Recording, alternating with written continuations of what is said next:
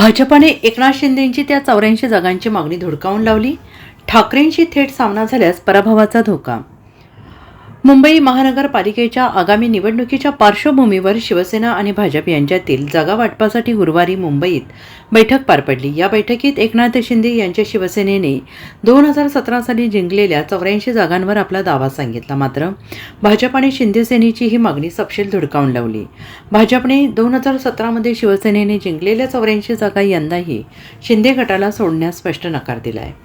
जागा वाटपाच्या पहिल्या बैठकीत शिवसेनेने शिंदे गटाला मुंबईत फक्त 52 जागा देऊ केल्याची चर्चा होती. मात्र कालच्या बैठकीनंतर झालेल्या पत्रकार परिषदेनंतर दोन्ही पक्षांनी ही बाब नाकारली. परंतु जागा वाटपात शिंदेंच्या शिवसेनेला प्रत्येक जागेसाठी संघर्ष करावा लागत असल्याचं दिसून येतं आहे. जागा वाटपाच्या दुसऱ्या बैठकीनंतर शिवसेना भाजपने 150 जागांवर एकमत झाल्याचं सांगितलं असलं तरी शिवसेनेतील हव्या असलेल्या जागा भाजपकडून सोडल्या जाताना दिसत नाही. शिवसेनेचे नगरसेवक असलेल्या या जागा न सोडण्यासाठी भाजपने एक नवी थिअरी मांडली आहे.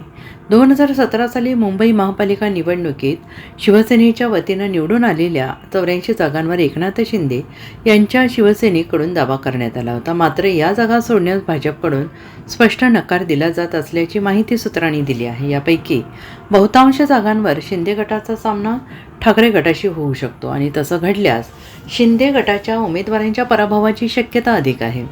शिंदे ठाकरे थेट लढत झाल्यास महायुतीचे नुकसान होईल. त्यामुळे शिंदे गटाची पूर्ण ताकद असलेल्या जागाच शिवसेनेसाठी सोडण्याची तयारी भाजपाने दर्शवली आहे. यावर आता एकनाथ शिंदे काय भूमिका घेतात याकडे सगळ्यांच्या नजरा लागून आहेत. परंतु भाजपने 2017 मध्ये जिंकलेल्या 82 प्रभागांपैकी मराठी बहुल जागांची शिंदे गटाशी अदलाबदल करून याची भरपाई होऊ शकते अशी माहिती सूत्रांनी दिली आहे.